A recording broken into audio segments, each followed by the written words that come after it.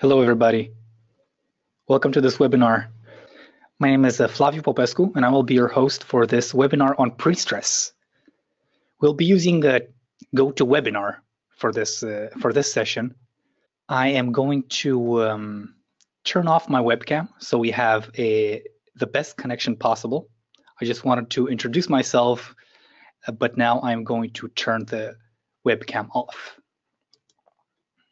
It is going to be me who is going to hold this webinar. Please, if you have questions, write them down here in the questions section, and I will go through them at the end of my presentation. So I will try to answer as many questions, and also if you have microphones, I will be able to give you permission and access to speak on the microphone so we can actually have a conversation using our voices. So that is also an option. Let's see how it goes first, and we'll take it from there. I am a support and sales engineer at Strusoft Denmark, and today I'm going to show you how you can use pre-stress to model and design a pre-stressed concrete element. I'm going to go ahead and start the program. And I'm going to open pre-stress. As I can see, straight from the beginning, I'm asked to choose the third annex to my Eurocode. So I have the list of my annexes available here. And since we are all international and from different countries, I'm going to use standard for this presentation. Of course, you can use the national annex for your respective countries.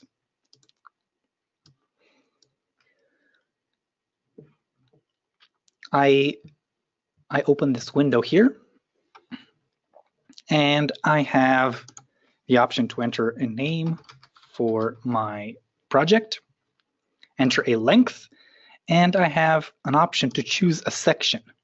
Here I have some standard Eurocode concrete sections which I can use, which are already predefined.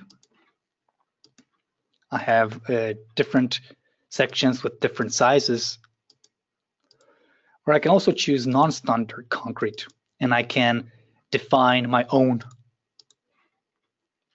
section here, entering a name and entering the different sizes. It is also possible with Prestress 6.6 to import a DWG file. So if you have your section in an AutoCAD format, you can open it and use it on your calculation. And this is available for hollow core sections. I'm not going to use any of these right now because I am actually going to use a beam type that is a sloped I-beam. So I see here, if I choose beam type, I have a constant section, or I can choose different sections. In this case, I'm going to choose a sloped I-beam.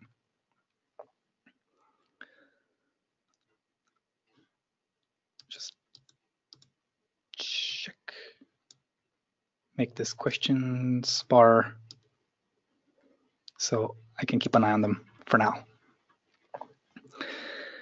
I can also configure it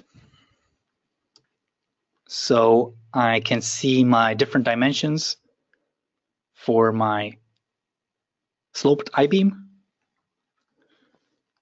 I will give it 20 meter in length, and of course half is 10 meters. And I will set my dimensions here. Use 4,000. And I'm going to give it a smaller height, 1,300. So you can actually customize your profile and your element with this variable section. You can also edit the different sections along the length of the element. Okay, I now have set up my element, and I'm going to use this one, and I'm just going to click Add. Here I can choose and enter my load cases. I'm going to select self-weight, and I'm going to put installations, and I'll have the actual roof, since maybe I have a roof standing on this beam, and I'll put snow. Now if I choose this self-weight here for it to generate dead load automatically for this specific load case, so I don't have to set it in myself. Click OK, and my element is set up.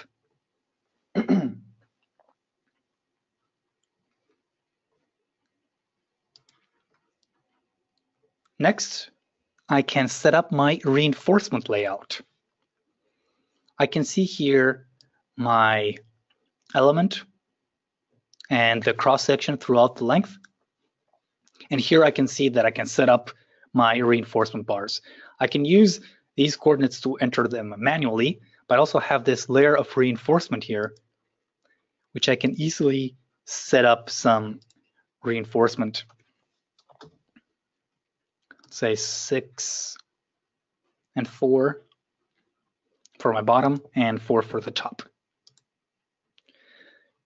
I click OK, and I can see that my reinforcement is automatically put on my element. And the top bars are aligned according to the slope of my inclined beam. Now I see all of these bars set up here. And of course I can adjust them manually if I want to afterwards. I am pretty happy with how it looks right now, so I'm just going to go ahead to stirrup reinforcement. You can set up your stirrup reinforcement layout. Also, you have the option to use automatic design of stirrups, which is actually what I'm going to do for this presentation. This way I don't have to set up my own reinforcement, my stirrups. So I will let prestress design my stirrups for me. I can set up my reinforcement details and calculation settings. I can also perform a fire calculation, and I can set up my calculation sections. Some of you may have used prestress before, so you are familiar with these settings. I want to show them for the people who have not used prestress yet. Okay, I have some reinforcement layout here. And I can go ahead and take a look at my load combinations.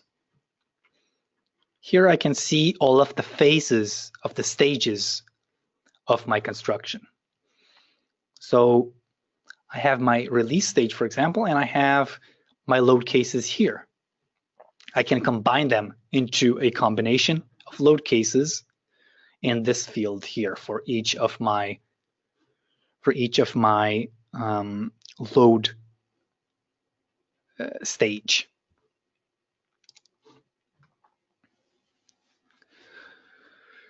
All right, let's see. For release, in my release stage, I'm just going to have my self-weight, the same for storage and maturing. For transportation, I'm just going to enter 1.2 times my self-weight, just to account for any loadings that may occur. Of course, it's up to you how you set up these factors and these load cases. But I enter my values here, and I click on change. And my load combination is set. For the erection phase, I am going to add self-weight and installations.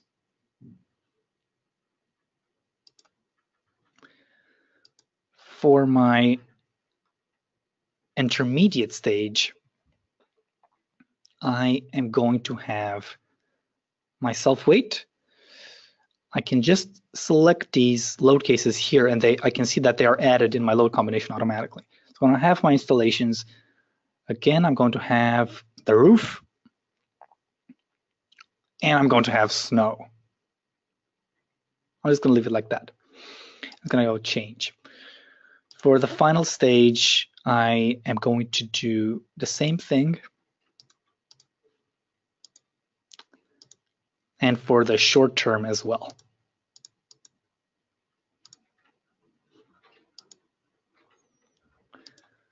For the ultimate limit state, I see here the limit state types. I'm just going to add 1.35 times self-weight, the installation, and the roof. So you can see I can also edit these combinations manually using my keys. And 1.5 times snow. Click on change. And I'm going to use the same for my other stage, other ultimate limit stage. Okay, so I have my combination set up. Now I have the option to set each of these stages and set my exposure class, life class, and concrete strengths. If you see that the program does that for me automatically, I can also adjust it if I want to make any changes. For now, I'm going to leave it like this. I also notice these long-term parameters here. Here is where I can set up creep coefficient and shrinkage.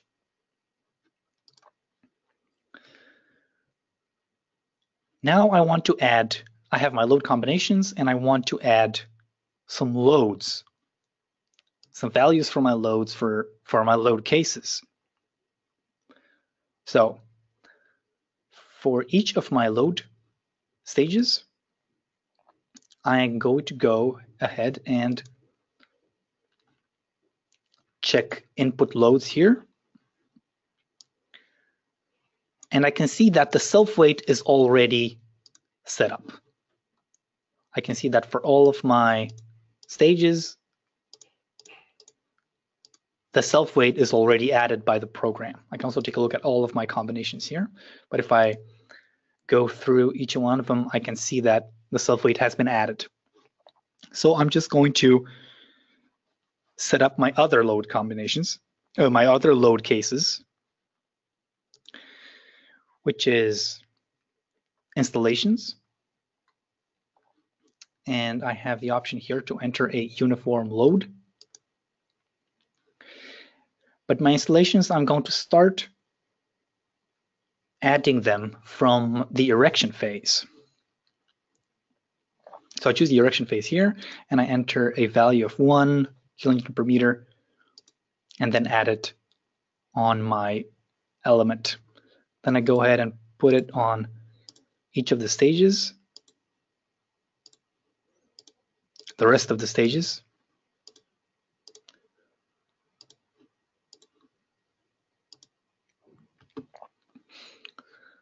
Also go ahead and check. So I have installations from the erection phase and onwards, the loads from the installations. If I move on, I'm going to set up the roof loads. And I'm going to go ahead and start putting load roof from my intermediate stage, which is uniform load, and I'm going to enter a value of 3.5 kilonewton per meter. And I'm going to add it for these stages.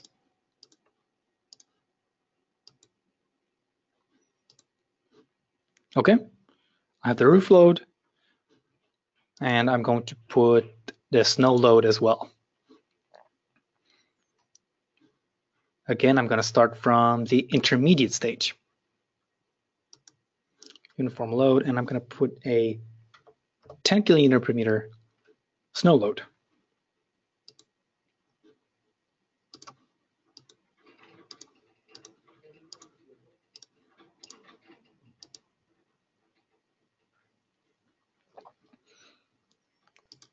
I am finished with adding the load cases. I can do a quick check.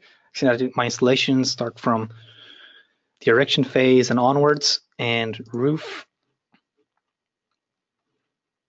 and my self-weight, and my snow. Looks good. What I'm going to do next is I can go ahead and perform a calculation. If I go to calculate, I go to analysis. Here in the analysis, I can see my options. I can perform a second order analysis, and I can also perform a cracked section analysis. I can also set up my calculation parameters accordingly. For now, I am going to use these settings and go ahead and run an analysis.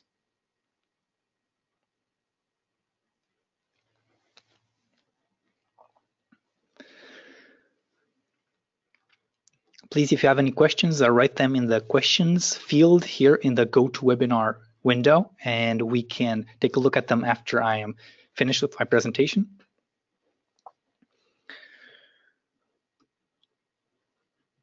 I have performed an analysis now, and I get the results, and I can see my internal forces on the element and the deflection. I can see my results here. Right now, I am looking at the bending moment.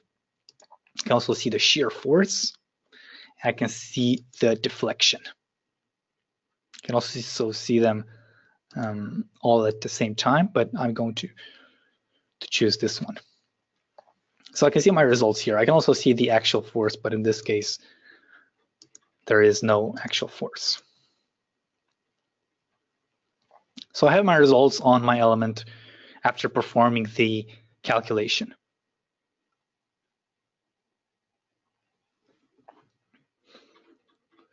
What I can do next is go to design, go to calculate, and perform a code control.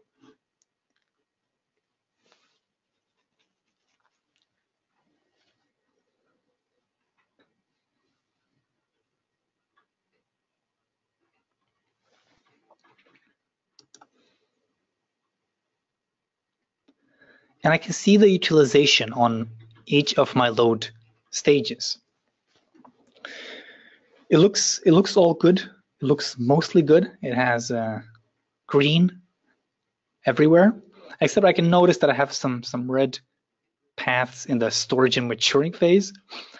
So I can investigate that and see what is happening by going to results and checking the code check. I'm going to select my storage and maturing case here. And I can see that the problem is with the compression stress in my element. I have too high of a compression stress in my concrete. So I have to deal with that. This is I guess it depends on how you want to deal with it, or it will be up to you to decide how to proceed with this. What I am going to do now, and a way to deal with it, is just to reduce my pre-stressing force, since I have too high of a compression force. So I go back to my input geometry, and I go back to my reinforcement setup, and I can see here the pre-stressing force. So I'm going to reduce it down to 1100 and apply it for all of my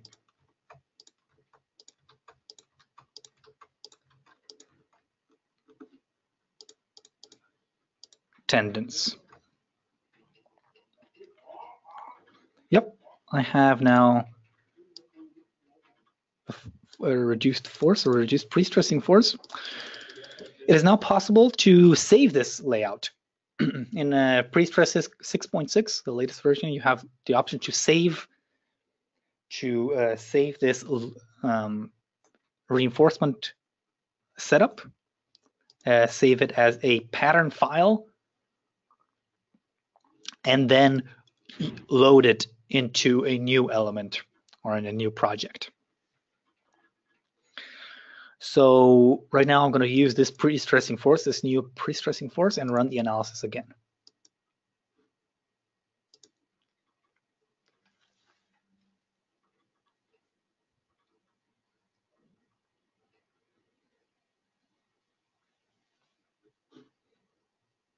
And do a code check.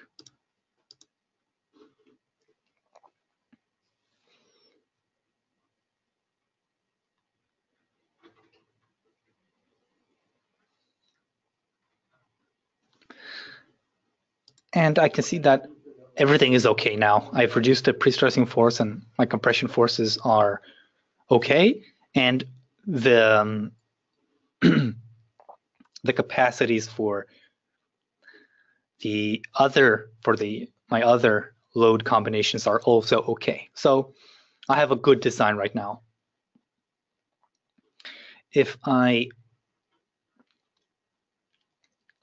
decide I want to make the report, I can just go to print out here and just generate the report from pre-stress. And I will be able to insert my results and my checks here.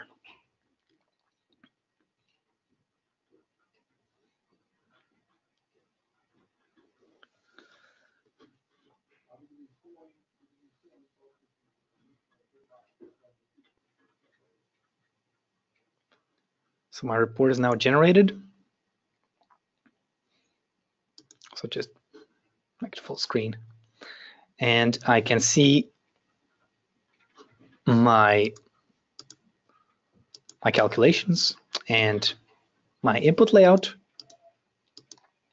along with the results for my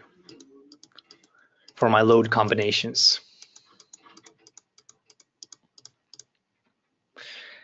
Since I decided to design my stirrups, I have the result for the stirrup layout, and I can see that the program suggests a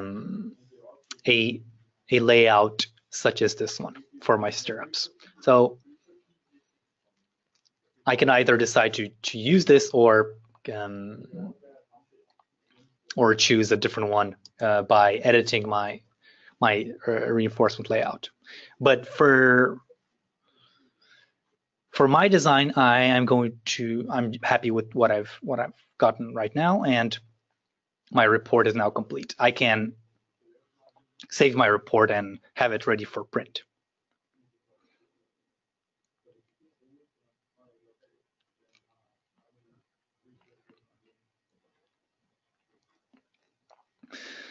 Let's take a look at some questions. I see that Mohammed has written a question. As per EC2, the design strain and stress in strands should be limited to 0.02.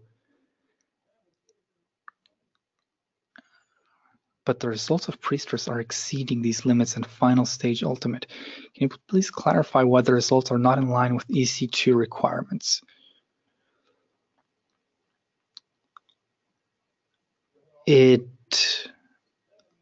Mohammed, if you have a microphone, I'm going to give you access so you can actually tell me where this is happening and we can take a look at it. Just find you here. Yep.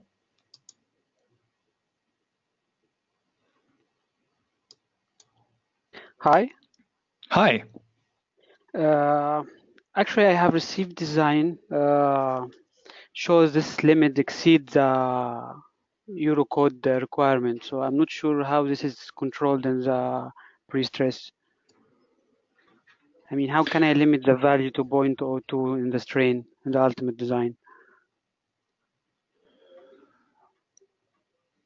For the strain of the in the strands, I see. Yeah. I think it's you get the result, and the result is above this value here. Yeah, right. And you are not happy that it is above that above the EC2 requirement. Correct, yeah. So you might have a too high of a pre-stressing force in the strand, or yeah. I mean not pre-stressing, but the actual stress in the strand is too high. Yeah, right. It actually is mostly reaching maximum to the limit. And we should limit it to 0.9 the maximum stress, 1860, but it's coming it's very close to the ultimate strength.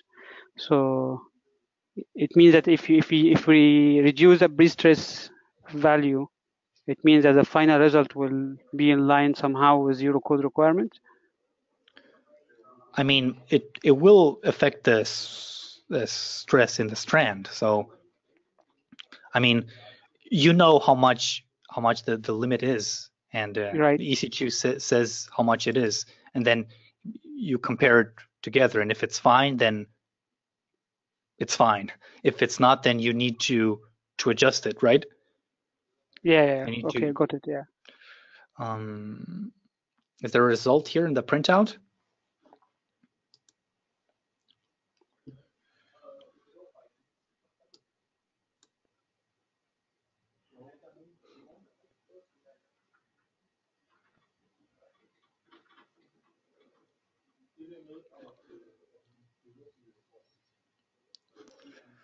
Mohammed, where are you joining us from? From United Arab Emirates, WSP. Okay. Have you? Yeah, you are using pre-stress there. Actually, I'm not using it. The contractor in the project is using it. Okay. So I'm not so familiar with it. So I attend this webinar. Okay. Great.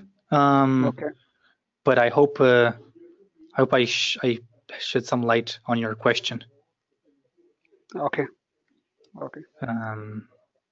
We can also discuss it further. Just write me if there's anything you want to. You have any further questions, or you want to discuss it more? Okay, sure. I will do that.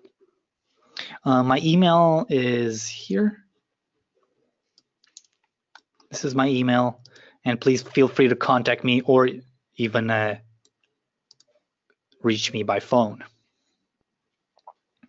I'm located in Copenhagen, Denmark, and we are a Swedish company, but we have offices in Denmark as well. Okay, I noted down your contact. Yep. Okay, great. Did you have any further questions? Otherwise, no. I am okay. Great. That's all. Thank you. That's all. Thank you. Thank you.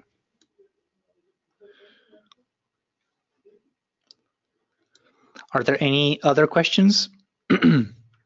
You have the option here also to raise hand, so I can see that you have a question and I can actually give you access to the microphone.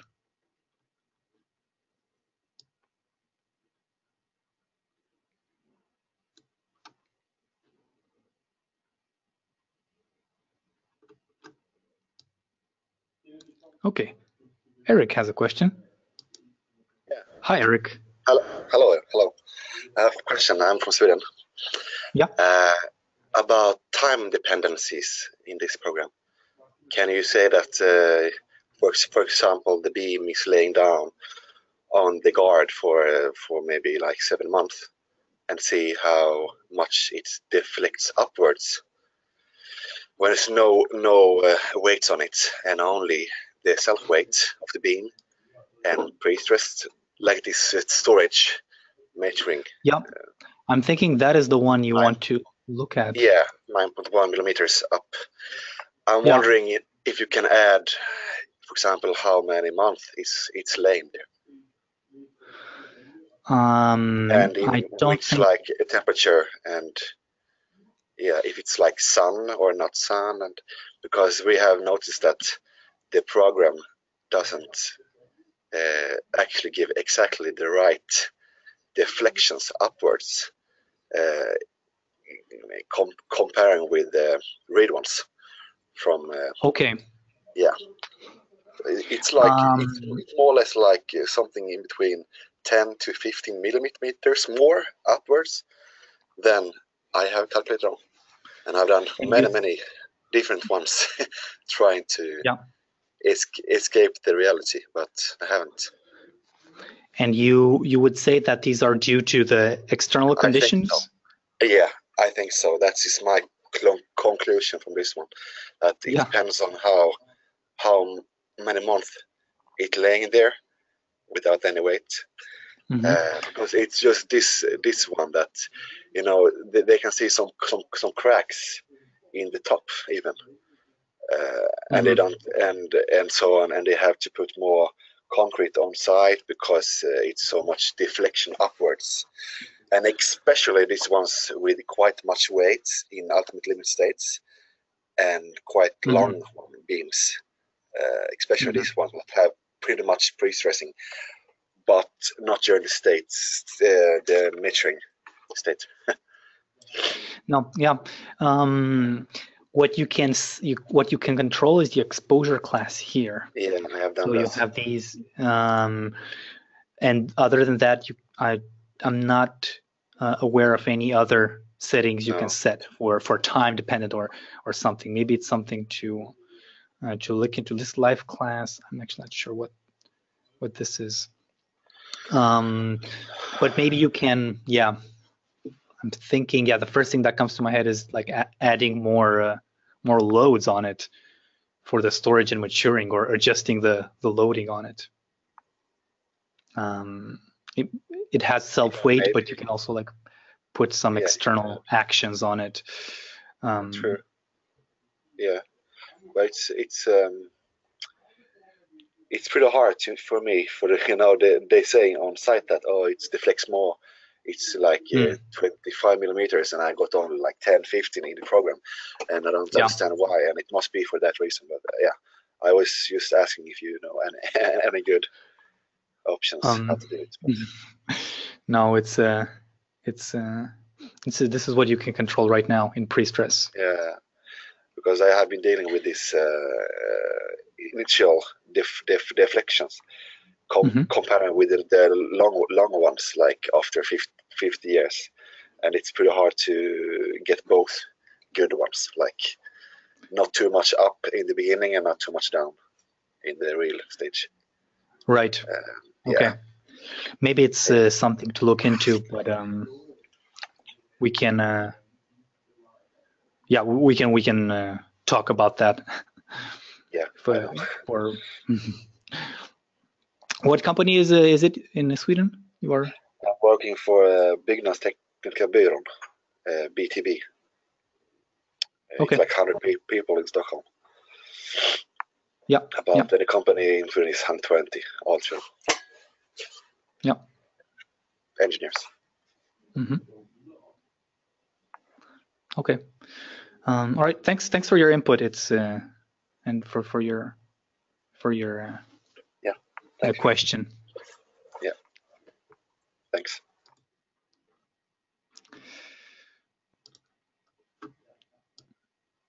Are there any other questions we can take now? Of course, if you think of anything or have any other input, please contact me afterwards on email or by phone, and we can deal with it. Yep. It's Ranjita. Hi, Ranjita. Hey, I have a doubt on the automatic design of stirrups. Okay.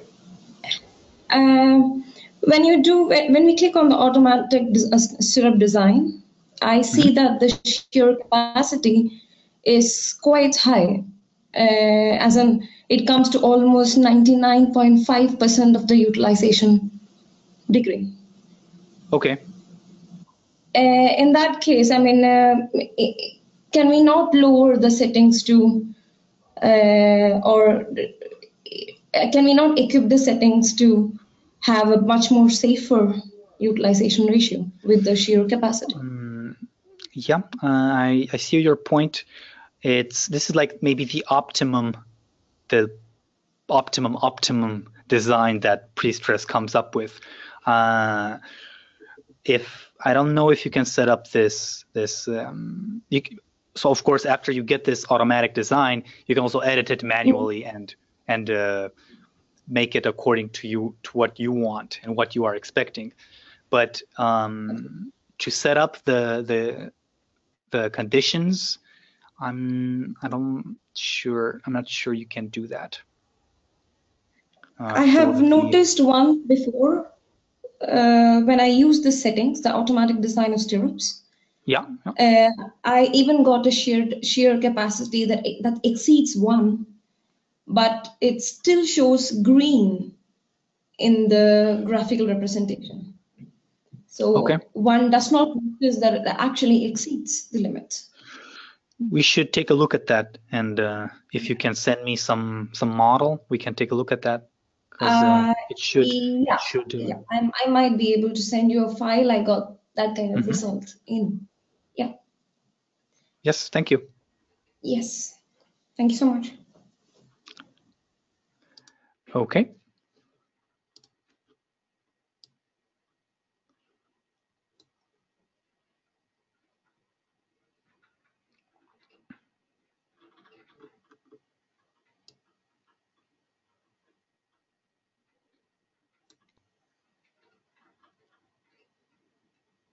Are there any other questions?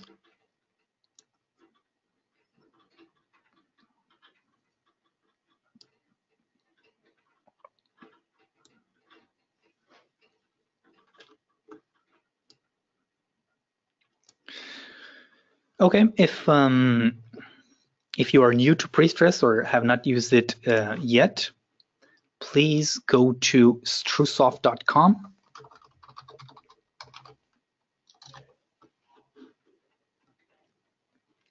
Under Prestress and get a trial version and test it yourself on if you're working on any projects and want to see how this will help you.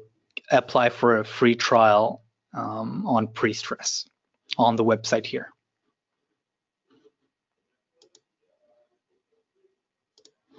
All right, I thank you very much for your attendance today. Again, if you have any further questions, please don't hesitate to call me or contact me by email. Thank you again and have a good day.